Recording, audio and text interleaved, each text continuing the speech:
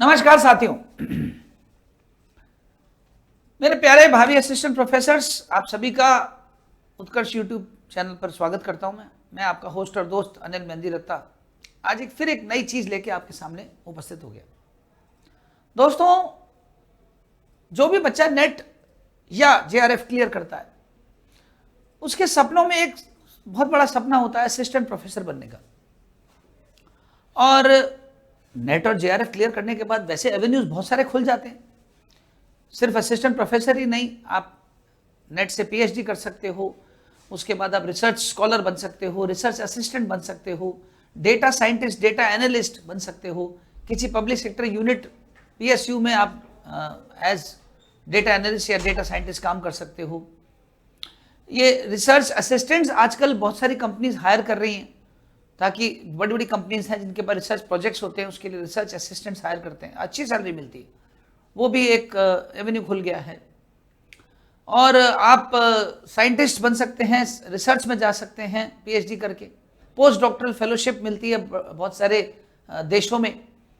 PhD करने के बाद आप पोस्ट डॉक्टरल फेलोशिप के लिए अप्लाई करते हो तो बहुत अच्छी उसकी पैकेज है, बहुत बढ़िया पैसे मिलते हैं। तो ये सारी चीज़ें हैं, और इन सब में जो सर्वोपरि बच्चे के दिमाग में रहती है वो है असिस्टेंट प्रोफेसर। तो असिस्टेंट प्रोफेसर की जॉब दो तरह की जॉब होती है, एक जॉब होती है परमानेंट जॉब और एक होती है गेस्ट फैकल्टी। तो असिस्टेंट प्रोफेसर की गेस्ट फैकल्टीज के लिए सुप्रीम कोर्ट ने अभी रिसेंटली एक बहुत बड़ा फैसला सुनाया, बल्कि मैं यूं कहूंगा कि किसी और फैसले को बदला। केरल हाईकोर्ट का एक फैसला था, उस फैसले में उन्होंने उसको बदल करके अपनी नई जजमेंट दी। और वो क्या है और उसके जजमेंट से अब क्या चीज़ें हमारे सामने आती हैं और हमें उस परिप्रेक्ष्य में अब उसको सुनने के बाद क्या क्या बदलाव करने और हमें आगे अपने लिए क्या रणनीति बनानी है, आज उस पर चर्चा हम करेंगे। तो सबसे पहले तो जैसा कि आप थंबनेल से देख चुके हैं कि सुप्रीम कोर्ट का बड़ा फैसला, guest faculty versus permanent faculty, क्या बदलाव किए, क्या हुआ। सबसे पहली चीज, सुप्रीम कोर्ट ने गेस्ट लेक्चरर्स या गेस्ट फैकल्टीज के लिए जो पे पैरिटी का मतलब है जो वेतन में जो विसंगति है। क्या विसंगति है कि एक परमानेंट फैकल्टी को जो वेतन मिल रहा है, जो पर्क्स मिल रहे हैं, जो अलाउंसेस मिल रहे हैं, गेस्ट फैकल्टी भी वही काम कर रही है, उतना ही पढ़ा रही है, उसको भी उतनी ही सैलरी मिलनी चाहिए, उसको कम क्यों मिले। तो इस वेतन की विसंगति पर केरल हाईकोर्ट के एक फैसले को पलटा सुप्रीम कोर्ट ने, और उसने कहा कि जो अतिथि व्याख्याता हैं, जो गेस्ट फैकल्टीज हैं, गेस्ट लेक्चरर्स हैं, उनको परमानेंट फैकल्टीज के समान वेतन नहीं मिलना चाहिए। उन्होंने समान वेतन की मांग को खारिज कर दिया। क्यों खारिज किया, ऐसा उन्होंने उसके पीछे क्या कारण दिया, आइए उस पर थोड़ी सी चर्चा कर लेते हैं। यह कहानी शुरू हुई जब केरल के उच्च न्यायालय में एक केस के सिलसिले में, एक एप्लीकेशन के सिलसिले में किसी ने केरल उच्च न्यायालय में लगाई थी, और उसमें केरल उच्च न्यायालय ने निर्देश दिए थे कि इनको भी समान वेतन मिलना चाहिए। उस निर्देश में संशोधन किया सुप्रीम कोर्ट ने, और उसने कहा कि जो अतिथि व्याख्याता हैं, केरल हाईकोर्ट ने कहा था कि अतिथि व्याख्याताओं को नियमित सहायक प्रोफेसर के समान वेतन दिया जाना चाहिए, ऐसा आदेश केरल हाईकोर्ट ने दिया। लेकिन सुप्रीम कोर्ट ने उस आदेश को निरस्त कर दिया और उसमें संशोधन किया। उसने कहा कि जो संविदा पर आधारित जो भी स्टाफ होता है, वो स्थायी संकाय के समान परिलब्धियों का दावा नहीं कर सकता। सुप्रीम कोर्ट का यह कहना है कि एक गेस्ट लेक्चरर या जो गेस्ट फैकल्टी होती है, उसको उतना काम नहीं करना पड़ता जितना परमानेंट फैकल्टी को करना पड़ता है, ऐसा सुप्रीम कोर्ट का कहना है। और इसीलिए सुप्रीम कोर्ट ने टिप्पणी की कि क्योंकि अतिथि व्याख्याता नियमित व्याख्याताओं के जितना काम नहीं करते हैं, उतना उनके ऊपर वर्कलोड नहीं दिया जाता है, उनसे उतना काम नहीं लिया जाता है, इसलिए वो उस समान रूप के वेतन के भी हकदार नहीं है। इसलिए नियमित रूप से जो नियुक्त शिक्षक है उनकी तुलना में अलग कर्तव्यों का पालन करते हैं और वे अपने अनुबंध की विशिष्ट शर्तों और विश्वविद्यालय अनुदान आयोग के दिशा निर्देशों से बंधे होते हैं। यानी आप अगर गेस्ट फैकल्टी हैं किसी यूनिवर्सिटी में, किसी कॉलेज में, तो अब आपको उस कॉलेज के असिस्टेंट प्रोफेसर जो नियमित है उसके समान वेतन नहीं मिलेगा। सुप्रीम कोर्ट का कहना है कि आप उस असिस्टेंट प्रोफेसर के जितना काम आपको नहीं कराया जाता है, आपके कर्तव्य अलग होते हैं और इसलिए आप एक अनुबंध के तहत बंधे हैं, एक अग्रीमेंट के तहत बंधे हैं और उस अनुबंध के तहत जो यूजीसी के दिशा निर्देश हैं उसके अनुसार जो गेस्ट फैकल्टी को मिलना है वही आपको मिलेगा। ऐसा सुप्रीम कोर्ट ने उस केरल की हाई कोर्ट के फैसले पर संशोधन करके कहा। कोर्ट एक विशेष अनुमति याचिका पर सुनवाई कर रहा था जिसमें केरल उच्च न्यायालय द्वारा पारित उस निर्णय को चुनौती दी गई थी जिसके तहत उच्च न्यायालय ने यह माना था कि जो याचिका करता है वो नियमितीकरण के लाभ का दावा उसने किया है, तो उस दावे का वो हकदार नहीं है, ऐसा याचिकाकर्ता ने कहा और कहा कि उसे आप खारिज कीजिए। हालांकि इस आधार पर विश्वविद्यालय शिक्षकों से काम ले रहा था। उच्च न्यायालय ने विश्वविद्यालय को निर्देश दिए कि वो रिट आवेदकों को नियमित रूप से नियुक्त सहायक प्रोफेसर द्वारा प्राप्त सकल वेतन के बराबर परिलब्धियों का भुगतान करे। केरल उच्च न्यायालय ने देखा कि जो विश्वविद्यालय है वो शिक्षकों से, जो गेस्ट लेक्चरर्स हैं, उनसे उतना ही काम ले रहा था जितना कि एक नियमित वेतनमान वाले सहायक प्रोफेसर करते हैं।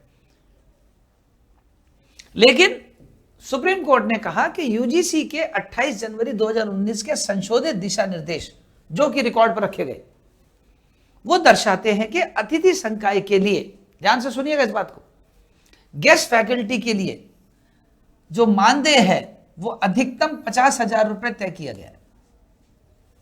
जो भी गेस्ट फैकल्टी होती है यूजीसी के नियमों के तहत, जो कि यूजीसी के 28 जनवरी 2019 के संशोधित दिशा निर्देश हैं, इन दिशा निर्देशों के तहत एक यूनिवर्सिटी या कॉलेज के गेस्ट फैकल्टी को 50,000 रुपए अधिकतम रुपए देना ही तय किया गया है यूजीसी द्वारा।